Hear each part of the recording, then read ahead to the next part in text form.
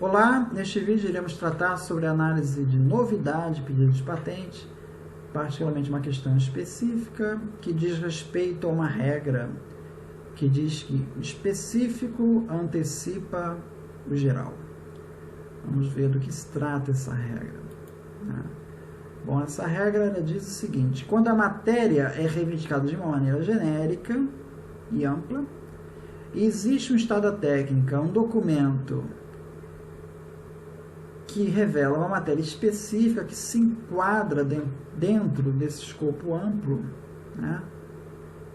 Podemos dizer que essa reivindicação ampla ela não tem novidade. Essa anterioridade específica pode ser usada contra a novidade de pedido, ou seja, o específico antecipa o geral.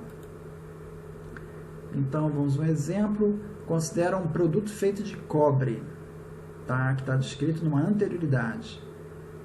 Ele afeta a novidade de uma reivindicação que peça produto feito em metal. A reivindicação fala produto feito em metal. Se eu citar como anterioridade produto feito em cobre, isso já é suficiente para matar a novidade dessa reivindicação. Note que o contrário não é verdade, ou seja, se eu tiver o produto feito em cobre, ele não afeta a novidade de uma reivindicação por meio de produto feito de outro material, né? Se for produto feito em ouro, produto feito em cobre, não vai antecipar a novidade. E o contrário também não. Se eu tiver uma reivindicação de produto feito em cobre, se eu achar numa anterioridade uma anterioridade que diga algo geral, ou seja, um produto feito de metal em geral, isso não vai matar a novidade dessa patente específica. Apesar do exame de novidade exigir a apresentação de um documento único em que todos os elementos da reivindicação são descritos de forma direta, ainda assim essa análise deverá ser sempre realizada por um técnico no assunto. Essa conclusão nós tiramos a partir deste caso que nós vemos anteriormente. Quando eu falo que o cobre ele vai servir para matar a novidade da reivindicação que fala de produtos feitos de metal, reivindicação mais genérica, eu preciso saber que cobre é um metal. E isso faz parte do conhecimento do técnico no assunto, naquela área. Então, nesse caso, é um caso bastante difundido, todos sabem que o cobre é um metal, mas eu posso ter um caso mais específico que você não sabe se aquilo, se você não for técnico no assunto, você não sabe se aquilo é específico de um caso mais geral. Por isso que o exame da novidade, apesar de não estar na lei, ele exige a análise de um técnico no assunto. Considere um pedido de patente que reivindica uma cadeira caracterizada por 4 pés, tá? Então, a reivindicação diz cadeira caracterizada por 4 pés. Nas buscas é encontrado um documento de anterioridade que revela uma cadeira dotada de 5 pés. 5 pés, tá? Esse documento não vai servir para a novidade do pedido. Da mesma forma que se eu tivesse uma anterioridade com uma cadeira de 3 pés, também não seria. Para eu matar a novidade, eu teria de achar uma cadeira com 4 pés.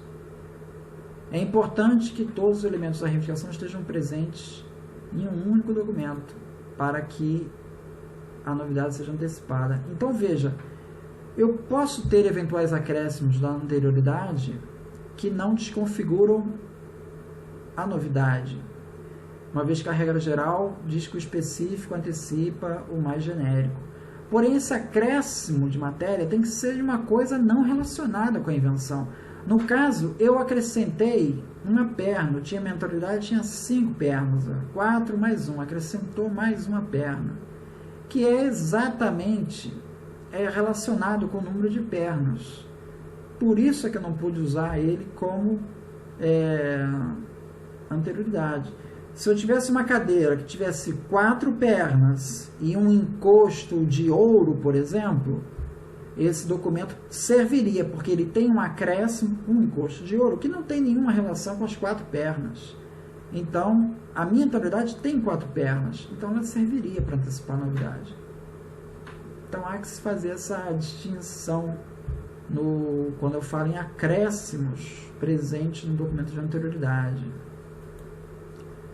Se a invenção pleiteia um composto particular, né, enquanto a anterioridade revela uma família de compostos, descrito por uma fórmula geral que inclui esse composto, mas ele não está citado lá no documento de anterioridade, essa anterioridade geral, ela não vai poder ser usada contra a novidade do pedido em questão. É a regra que nós estamos estabelecendo aqui, ou seja, o específico antecipa o geral, mas o geral não antecipa o específico. A não ser que esse documento de anterioridade tenha descrito lá de forma geral, mas citou como exemplo aquele composto específico. Aí, tudo bem, serve para novidade.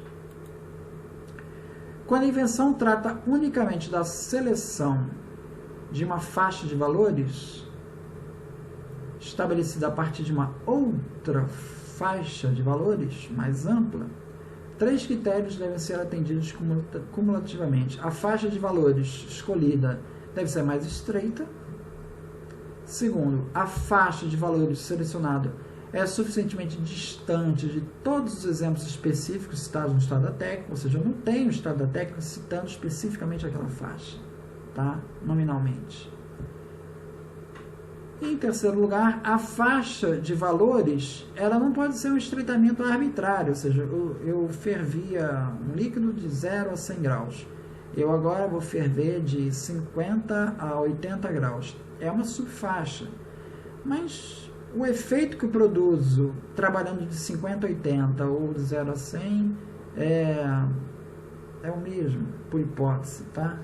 Então, nesse caso,